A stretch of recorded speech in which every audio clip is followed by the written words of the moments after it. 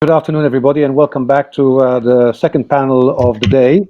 My name is Joe Lombardo, and I'll be moderating the panel on secure networks and cybersecurity safeguards. Welcome everybody to this panel. I would like to welcome my panel members, Ms. Serene Keng, Mr. Darwin Thio, and Tony Lugg. Tony Lugg will be joining us shortly. He's having a connection problem. But the topic of this afternoon is talking about secure networks and cybersecurity safeguards. So while we're waiting for Tony to connect, may I ask our two panel members to just briefly introduce themselves as their experience and significant achievements in their career. Serene, would like to start with yourself? Okay, don't know about the significant achievements, but I'll just give a brief history of my background. So previous company was actually in the area of intelligent automation, which is I think the previous speaker was talking about that. So I understand the area about accelerated in intelligent automation. But before that, I was from head of channels for Symantec. In my current role, I am the head of commercial sales and channel for Proofpoint, which is one of the market leaders in terms of people-centric security. Excellent. Thank you, Serene. Darwin, over to you. Great. Good afternoon to everyone. Darwin here, and I am actually from Singapore. Started off my career with the ministries, the public sector, mainly doing compliance work, investigative work, and then from there I moved on. I was with IBM. I was with retail FMCG retail. I was with the Ingram Micro, a distributor, IT distributor. Following that, I was with the bank, and then I was with an accounting firm before I'm with SRS here. My entire career is evolving around legal, compliance, cybersecurity, investigation, forensic, as well as a process improvement for supply chain. So, Serene, what are the sort of security challenges that you are seeing now in general in business, and what exactly are organizations concerned about in this very moment? Well, I think first and foremost, right, it's a mindset and approach towards cybersecurity. I mean, when you think about cyber attack, right, is essentially it is malicious and deliberate, actions by a group of individuals or organization to carry out attacks on information systems of another individual or enterprise or organizations. Now, what they do is they carry out these attacks by using, one or more computers to exploit existing loopholes, and they employ one or multiple attack vectors to alter, to disable, or to gain unauthorized access to things that they shouldn't be having in the first place. Now, cyber has changed a lot and not changed a lot at the same time over the past many years. Sure. Now, the big difference and the challenges that I think are currently facing is that we can't think of a security challenge as a whack-a-mole game. A new exploit comes out, everybody floods towards that area to patch that loop. But it is about thinking about it from a multifaceted way and thinking about, the human-centric approach into approaching cybersecurity. Sure. So there's many different ways that we can think about that, but mainly and I don't think we have the full day to just dwell on one point for this, but my main point here is really the mindset and the approach into how we are dealing with security, not as a silo, but across organizations. Sure. Okay, Serene, thanks for those opening insights. We'll come back to some more details there. But Darwin, from your experience, I mean, how have business reacted to this current disruption, this major COVID disruption have businesses been caught by surprise? Do we know how the impact on their security has been? Do they know what the impact of security is, the breach that they've had? I think the key challenges here is after post-COVID, a lot of business model change. A lot of businesses go online. A lot of businesses go into e-commerce, and then planes are grounded. Shipping line is getting very flourishing up. So businesses are kind of being impacted, and because of e-commerce platform being set up, it gives hackers a lot of opportunity, and basically they have more targets to target on. In terms of hacking, they can choose which e-commerce website to go into, which particular platform to target at. And with digitalization plus COVID, it is very much affirmative that technology is going to take over. Nowadays, people do not meet up. Most of them go to Zoom, and even Zoom itself get compromised as well. So having a security mindset towards business is very important moving forward. Okay, but let me come back more specifically to a question that I think I asked you last time, and you gave me a very good answer, and I'd like to share this with the audience. Where do you see the big vulnerabilities to supply chain networks and infrastructures? Because this is where the vulnerabilities sometimes not even apparent to us in the business, but someone like you has seen that. Share with us a moment where those vulnerabilities could emerge from. That's a question to me? Yes, to you, Darwin, yes. Yeah, I think from a vulnerability standpoint, because of the COVID situation plus all the hacking, a lot of times we will take things for granted, be it you being a multinational company or you being a subject matter small medium enterprise. There are a lot of times we just take things for granted. You just say, this is something that belongs to my IT department, not my problem, or this is something that, this is managed by my another department, not my issue. But a lot of time hacking comes in from the weakest link. Yeah. Right. Okay. So, Serene, can I come back to you a moment, because I know you are very much people-focused and people-oriented. How has the work-from-home dilemma or the new work-from-home situation impacted our personal security, even company security? Because clearly we are going remote, we are doing things in a different way. What do you see there's risks to personal and also to business security and cyber risks? Okay, I'm very happy you asked that, because for me, it's always toggling between robots and humans, people. Right. So you see, many organizations around the world, they have asked employees to stay at home, not come to work. And we don't know when that's going to be changing. So as a result of that, I think that it has become the new protocol, the new norm for people to work from home.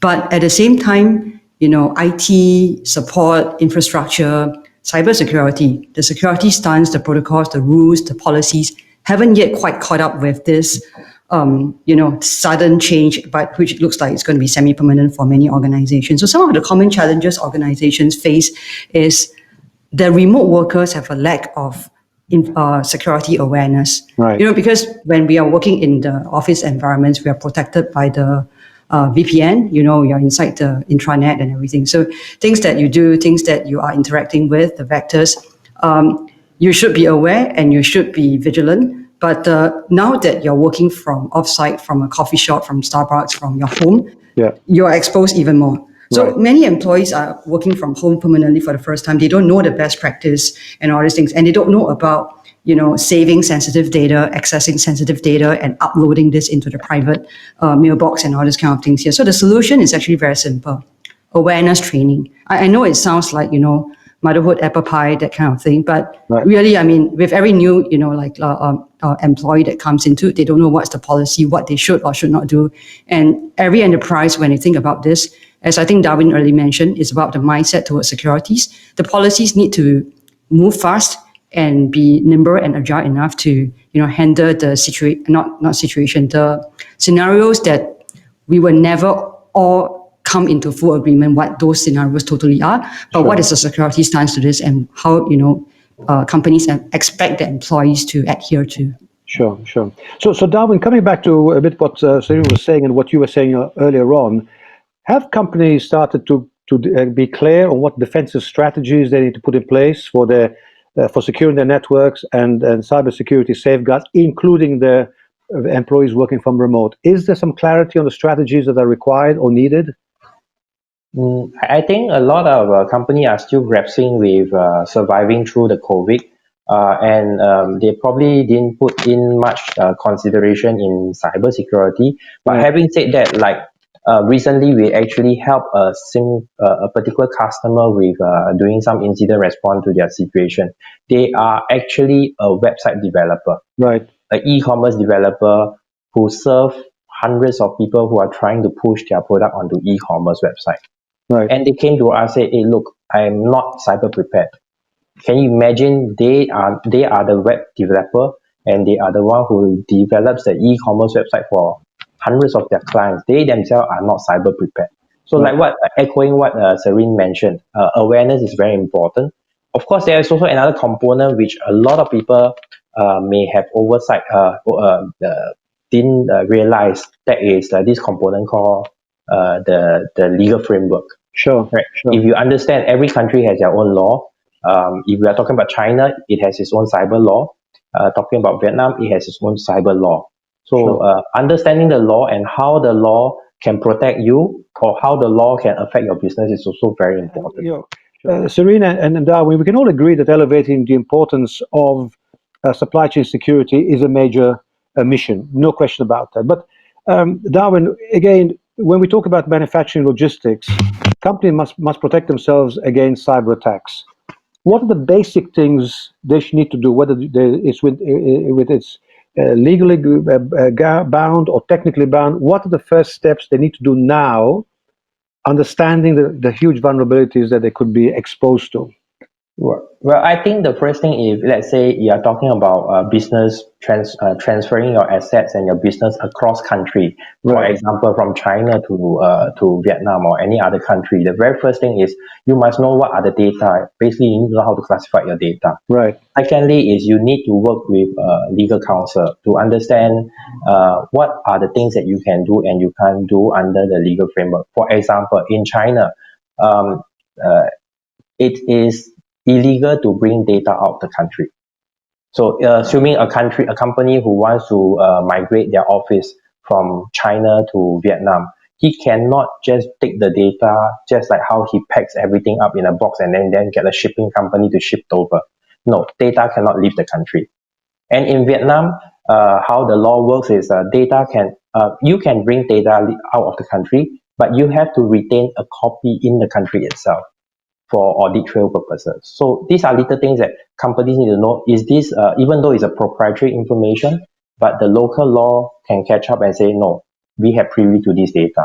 Okay, so on that point, you make a very interesting point. How do businesses then maintain continuity of their business? Say, for example, they need to not move completely out of China, but have a parallel operation or plant or manufacturing in Vietnam. Can they transfer, copy the data across and have some business continuity, or is there some stumbling blocks that really is preventing them from doing that?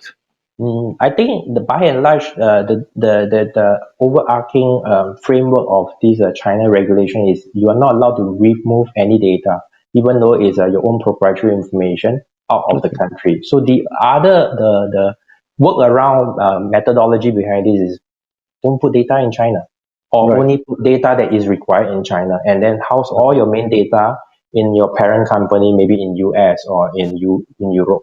Right. Okay. Yeah. So your message is talk to legal counsel, do your research, make sure you're in compliance before you have some major issues with transferring data.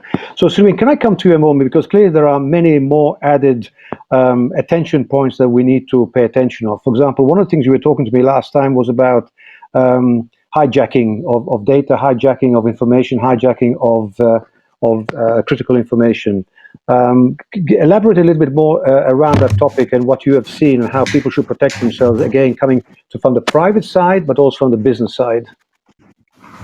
Okay.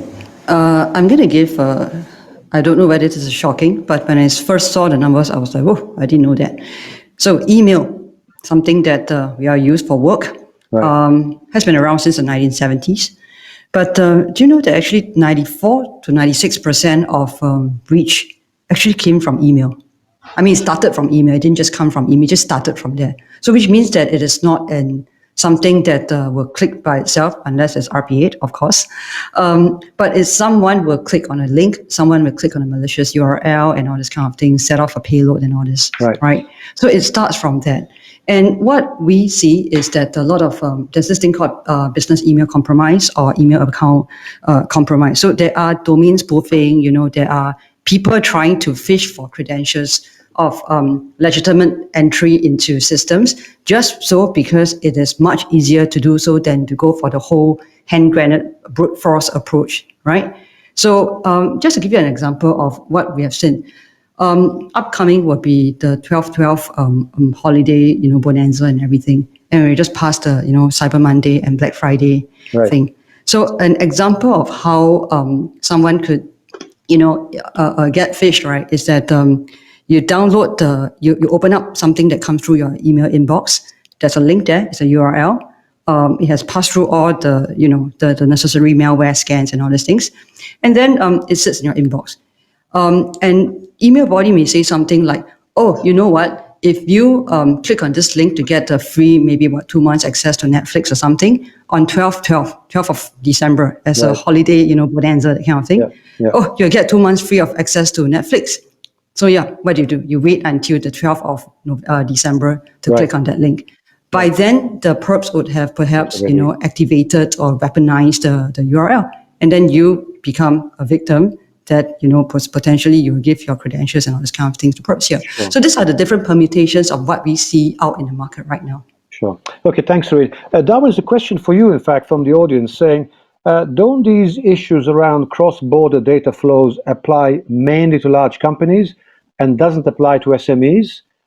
Is this true? Is this something that small companies are immune from, or is this maybe a misinformation out there in the market? What do you think?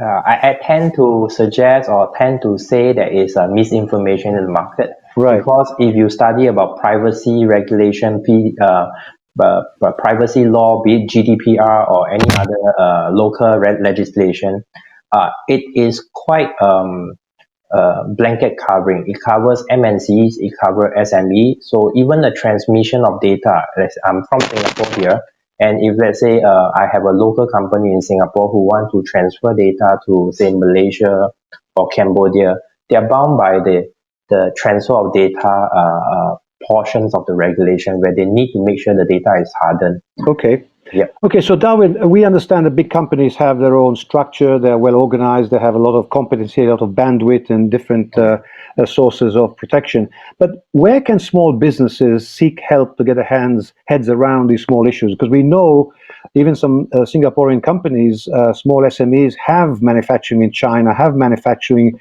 in remote parts of the region, and yet they're small companies with a big footprint. How do they get their head around this problem? And what advice would you give them to help them forward? Well, I think the first thing is they need to assess whether the benefits of their business in having it in China, because nowadays the China's regulations on privacy law is very, very onerous on an individual and a company. So if they say, okay, the risk of the penalty is not as big as the returns that they're getting, okay, by all means go into China. But they need to have definitely set up a proper framework to run their business, be it from local, from Singapore to China, or China to any other country. There must be proper framework. And like I mentioned earlier, if this data need not be in China, don't put it in. Because when you put it in, it becomes data that the authority can get their hands on. Right. Okay. So putting up the framework probably is good that you consult either the legal or consult some professional privacy consultancy firm on what's next, what they need to do. Right. Darwin, last time we were talking to us about VPNs, and people have always, again, used VPNs to protect their company data movements and privacy. But even that's becoming also an area of scrutiny. What are your thoughts on that? What is actually happening out there in the market? Well, I think hackers are always finding new ways to bypass the system. VPN, if you can I can just say is yesterday's technology. Right, there are more new technologies out there, and frankly speaking, we work with a lot of vendors, and I work with a lot of anti-hackers, people who help the law enforcement catch hackers. There are so many ways that you can go about bypassing a company VPN, like what Serene mentioned.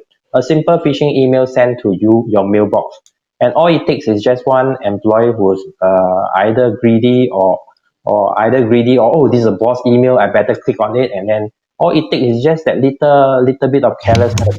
Yeah. And regardless how many firewalls, how many VPN, how many endpoint protection, how updated your antivirus is all gone. Right. So the Trojan horse theory. So and I mean, in the past, if probably we don't have enough time here, we actually do demo, so-called remote access Trojan demo, where I can just simulate a simple email sent to a mailbox, and you click on it, I gain full control of your laptop. I think Serene very much knows what I'm talking about. Yeah. Absolutely. Your comment, Serene. No, absolutely. Actually, right. What Darwin mentioned is one of the many, many, many different ways. I mean, this view is exciting. I mean, I can't say exciting, right? It's dangerously exciting. Sure. I mean, simply for the fact that it's an ongoing cat and mouse game, right?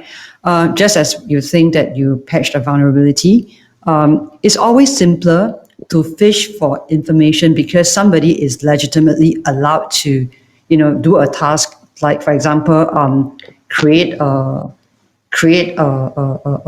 mail from Gmail, right? But when you string a series of this tasks together, you realize that, hey, this is somebody actually, creating, serenekeng@gmail.com or something, but going to my corporate, like a OneDrive, and downloading a whole load of information and then uploading it to my private Dropbox, that kind of thing. Right. Now, when you string a list of those tasks together, then you start to build a profile of this person. What is Serene trying to do, right? And what if Serene is not Serene? Because Serene has already, out of maliciousness, compromise, or just pure negligence or stupidity. I don't know. Okay, just clicked on something, and then somebody is now Serene. Right? Okay. It's much easier to do it this way. So it's clear. Obviously, you guys are being very kind. There's a lot more bad things going on out there, but you're being very, very gentle with the whole thing. But let's now move on because time is running out.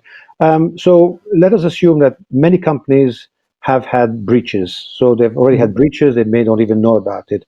The question is, and I start with Darwin on this one here, how much time do you think companies have now to deploy corrective actions to at least stop the containment of any further breaches before they go to evaluating new technologies and the new available secure systems out there? It really depends on what kind of company it is and what kind of data they are holding. If let's say, example, the company that suffers a breach is an e-commerce platform, every single minute burned away is vital. Exactly. Yeah. As opposed to maybe a company that does logistic works, very simple supply chain work. And as opposed to a company, something like the likes of Apple and Samsung, losing a vital component part, leaking it out, Sure. to have a lot impact on them. Absolutely. So if you ask me, the turnaround time, I mean, based on past experience, when you talk about the first phase, when you identify a situation, you do an incident response, you try to narrow it, contain it. Typically, we talk about 3 to 2 weeks containment period.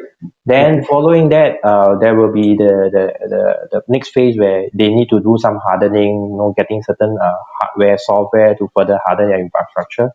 Right. So you ask me in terms of remediation action, it probably will take about 6 months to 1 year. Depends on how much budget you want to put in to harden and protect your crown jewel. Okay.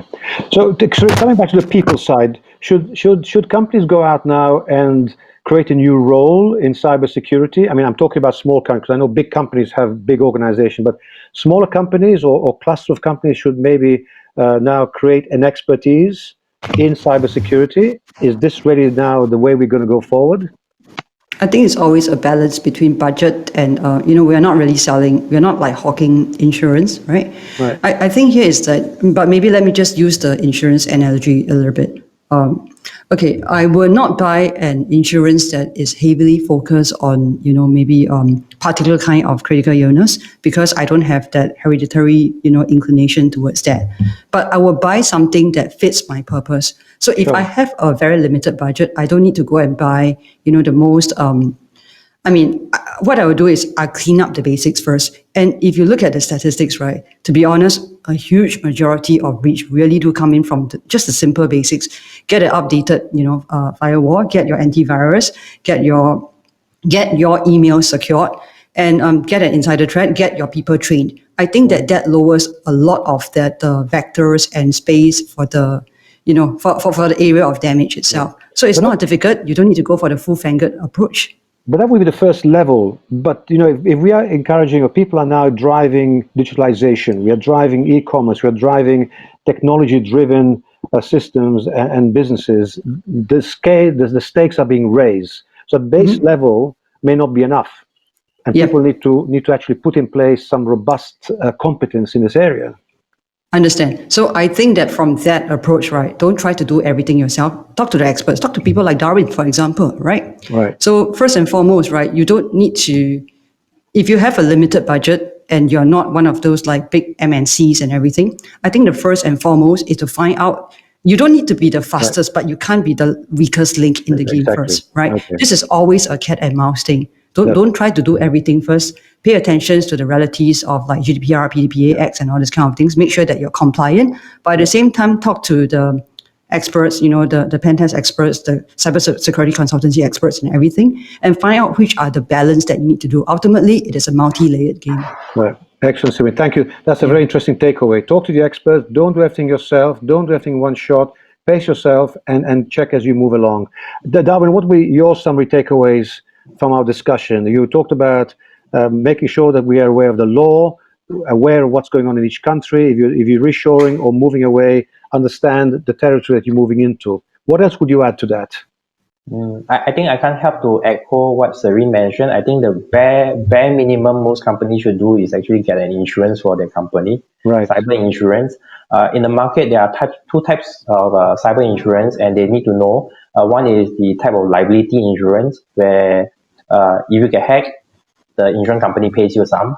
The second type of insurance will be what we call the incident response insurance, where you pay a premium.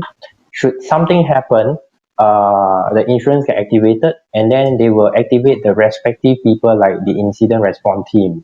Okay. Right? You can hire the big four to come in and do your rescue mission, and then you can hire. They will also have how to manage the media, because when you get breached, social media will start saying, "Oh, this company has breached and everything." So you need a social media, a PR company to come in and help you. Calm things down. Yeah. And definitely, the authority will start coming to knock on the door. Hey, what is happening? So you will need a legal counsel, an external lawyer to help you correspond with the authority. So this kind of insurance would be also another type of consideration for the clients, for MNC, be it SME or MNC, because it will really reduce your cost tremendously. Because typically, based on past experience, we see a typical incident response, you can clock up to $200,000-$300,000 worth of damages in terms of getting people to rescue you. Sure. Yeah. Excellent. Serene, Darwin, it's been a very interesting discussion. We have a lot more to talk about. Unfortunately, time has run out. Thank you very much for your insights. Thank you very much for sharing with us your experience. And let's hope that all those bad things out there we can manage to protect ourselves from. And I'm sorry that Tony couldn't join us. But again, thank you very much and all the best. Thank you. Thank you. Yeah.